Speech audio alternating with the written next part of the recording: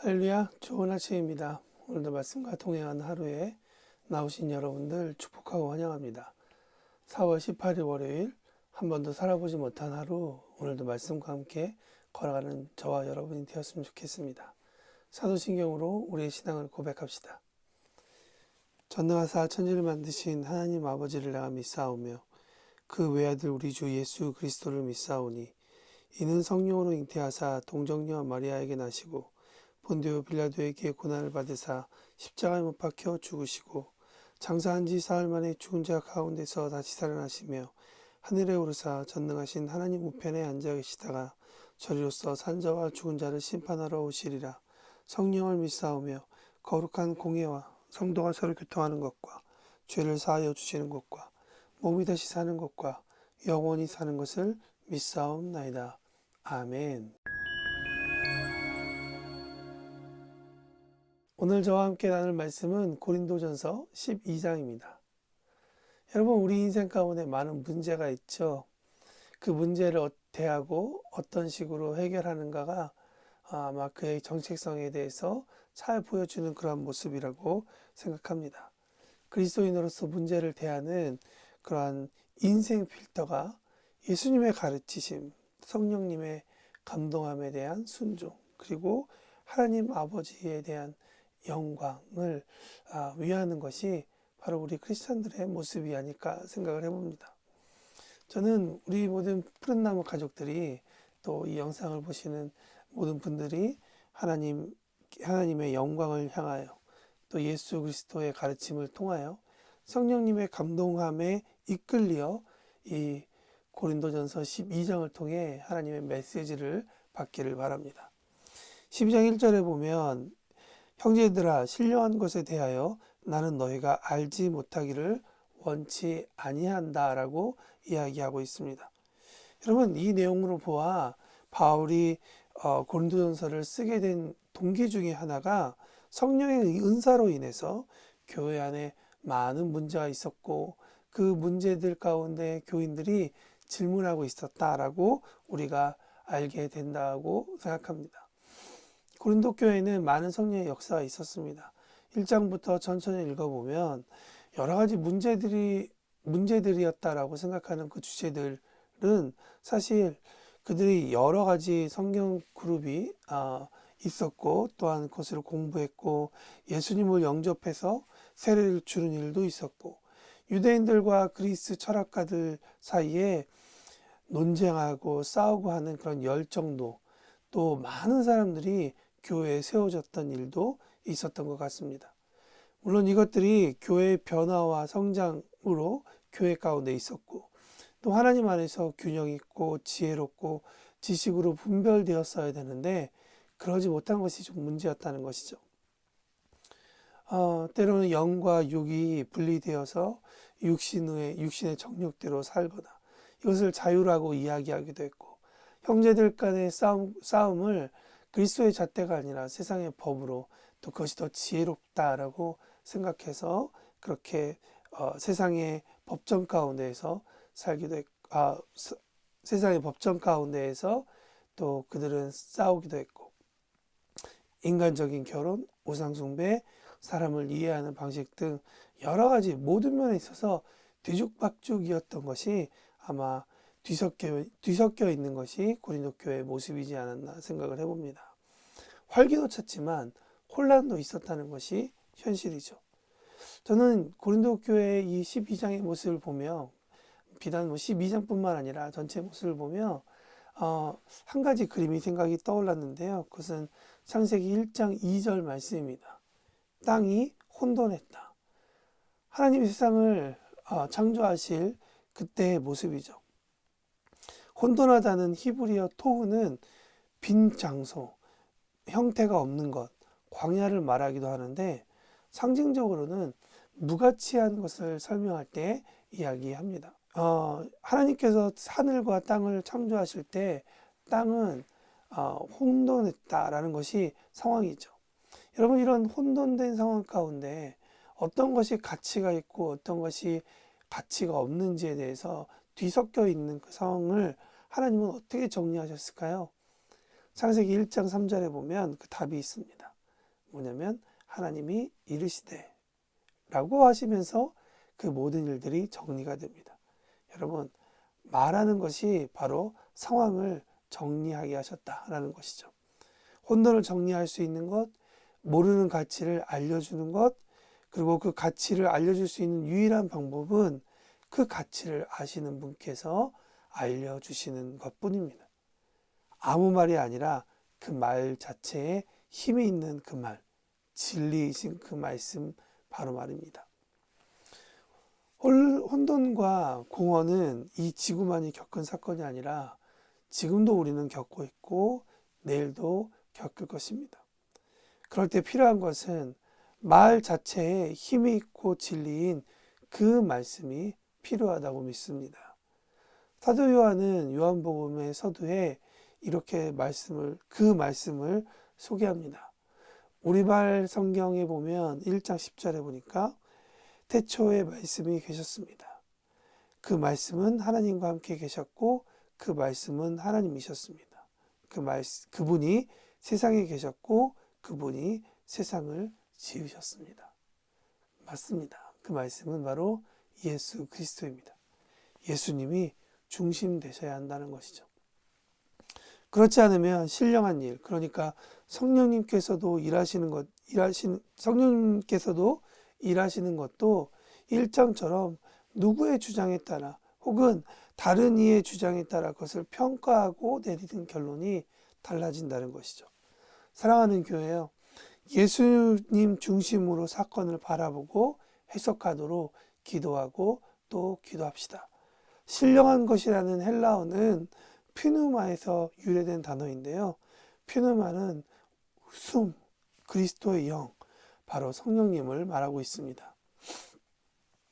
1절을 보면 고린도 교회가 성령님께서 임재하심으로 인해 일어나는 많은 열매에 관심이 있었다는 것을 알게 됩니다. 우리 또한 성령님의 역사에 그 열매에 관심이 있죠. 하지만 정작 성령님의 임재 같은 근본적인 그 이유와 목적은 쉽게 관과되는 것 같습니다. 성령님께서 나타나시는 이유는 무엇일까요? 성령의 열매가 드러나는 이유는 무엇일까요? 오늘 본문 7절 말씀에 보면 나타난다는 헬라어는 상징적으로 표현하다라는 의미를 가지고 있습니다. 다시 말하면 쇠가 높은 열에 가했을 때 그 붉어지는 것을 우리는 보고 이것이 매우 뜨겁구나. 굳이 만지지 않아도 뜨겁다는 것을 보고 알게 된다는 것이죠. 이처럼 성령의 열매를 보면 지금 성령님께서 이곳 가운데 계시는구나, 일하시고 계시는구나 하는 것을 우리는 알고 있고 또한 알아야 하고 또한 그 메시지를 확인해야 한다는 것이죠. 누군가 지혜의 말씀을 하고 있다면 그에게 임하셔서 일하는 성령님을 바라보아야 한다는 것이죠. 광야에서 이사야서를 읽고 있었지만 그 이해하지 못한 이디오피아 관료를 말씀 해석으로 깨닫게 해준 빌립의 삶을 통해서도 성령님은 일하시고 계셨고, 깊은 밤 갈릴리 바다 한가운데 폭풍 중에 걸어오시는 예수님께 배 위에서 한 발 내딛어 바다 위를 걸었던 베드로의 모습에서도, 또한 예루살렘 성 앞 안진뱅이를 고치던 베드로와 다른 제자의 모습 가운데서도 8절부터 10절까지 나오는 고린도 교회가 보고 있는 그 모든 일들은 성령님께서 일하고 있는 증거라는 것을 교회는 알고 있어야 되겠습니다. 그래서 바울은 1절에 말하고 있죠. 형제들아, 나는 그대들이 성령님께서 일하고 계시다는 사실에 대해서 모르고 지내는 것을 원하지 않는다라는 것이죠. 현상만 보고 그 근원이 되는 일을 보지 못하는 안타까운 일이 일어나지 않기를 바랍니다. 성령님께서 일하시는 것에 대해 더 관심을 가지십시다. 더 민감하십시다. 아멘. 두 번째, 오늘 그렇다면 성령님의 이 역사, 우리가 2절과 3절에 보면 너희도 알거니와 너희가 이방인으로 있을 때 말 못하는 우상에게로 끄는 그대로 끌려갔느니라. 그러므로 내가 너희에게 알리니 하나님의 영으로 말하는 자는 누구든지 예수를 저주할 자라 하지 아니하고 또 성령으로 아니하고는 누구든지 예수를 주시라 할 수 없느니라. 여러분, 우리가 인생을 살면서 또 성령님의 역사를 많이 경험하게 되는데요. 그때마다 기억해야 될 한 가지가 있습니다. 그것은 무엇이냐? 성령님의 역사에 우리가 민감하자라고 제가 도전했는데요. 그 성령에 민감해야 되는 이유는 무엇이냐면 그 성령님의 역사 가운데 그 모든 일의 마무리가 예수는 주시다라는 결론, 그 메시지를 가져다 주기 위함이다라는 사실을 우리가 기억하기 위함이라는 것이죠. 성령님은 온 세상을 만드실 때 함께 하신 분이십니다. 세상이 그로 말미암아 만들어졌습니다. 세상은 성령님이 얼마나 깊고 넓은지에 대해서 보여주고 있다는 것이죠. 그러니 성령님의 은사를 책 한 권에 집어넣고 이것이 성령의 역사다라고 이야기하기에는 참 부족할 것입니다. 그럼에도 불구하고 오늘 본문에 나온 내용만으로도 성령님은 어떤 분이신지에 대해서 우리는 충분히 알 수 있다는 것이죠. 그렇기 때문에 왜 가르쳐야 되는지, 왜 믿음의 본보기가 되어야 되는지, 능력과 치유와 예언과 영분별과 방언들, 결국 이 모든 것들은 그리스도께서 머리 된 교회로 다 연결되어 있다는 사실을 보여주기 위한 성령님의 역사라는 것을 우리는 기억해야 할 것입니다. 눈으로 보는 역할이 있지만 그러나 눈은 보는 역할을 하지만 만일 눈이 몸에서 떨어져 있으면 어떻게 보고 그 생명을 유지할 수 있겠습니까? 우리 몸 전체, 우리 몸 신체 어느 것 하나 이 공식에서 빠지는 것은 없습니다. 그러므로 이 다양한 성령님의 은사는 순위 다툼을 위한 것이 아니라 예수님께서 주가 되심을 알게 하는 소통의 도구로, 열매로 사용된다는 사실을 먼저 우리는 인지해야 할 것입니다. 이렇게 된다면 누가 어떤 은사를 가졌느냐, 어떤 은사를 많이 발휘하고 있느냐가 큰 문제가 되지 않을 것입니다. 시샘할 부분도 아니라는 것이죠. 오히려 바울이 말하는 것처럼 전하는 것이 그리스도면 우리는 이로써 기뻐하고 기뻐할 수 있는 것입니다. 고린도전서 12장 27절에 보면 여러분은 그리스도의 몸이요 또한 그 몸의 지체입니다 라고 바울은 말하고 있습니다. 연합을 깨려고 하는 사단의 유혹, 나의 낮은 자존감, 삐뚤어진 생각 등이 일어날 때 이 사실을 꼭 기억하는 저와 여러분이 되었으면 좋겠습니다. 전달되는 것이 그리스도면 우리는 기뻐하고 기뻐할 수 있을 것입니다. 오늘 말씀을 마칩니다. 성령님의 일에 민감한 우리가 됩시다. 그리고 민감하도록 우리의 하루를 조율했으면 좋겠습니다. 또한 우리 안에 일하시는 성령님의 여러 가지 다양한 열매를 보고 놀라워하고 배우고 기뻐하되 그 모든 결론이 예수님은 주시다라는 그런 결론으로 우리가 나아가도록 함께 기도했으면 좋겠습니다.